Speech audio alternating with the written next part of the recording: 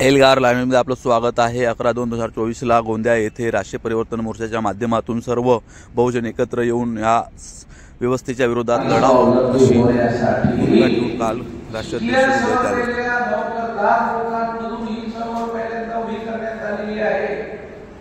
ज्यांना नोकऱ्या आहेत आणि ज्यांच्या घरामध्ये अर्निंग सोर्स आहे अशा लोकांचं वामसेन नावाचं संघटन उभे करण्यात आले।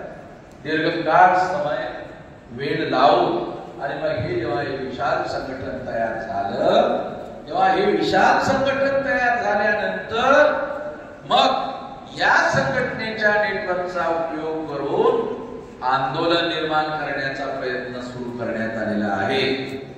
तुम्हाला माहित असेल गोंदियाचा व नागपूर जास्त लांब नसल्यामुळे माहित असेल की RSS ला विरोध करण्याचं कार्य काँग्रेसचे लोक सुद्धा करत होते, करत नव्हते नाही, बरेच लोक करत होते, परंतु RSS चं हेडक्वार्टर घेण्याचा कार्यक्रम ते आमच्याशिवाय कोणी केलेला नाही, विरोध करत होते।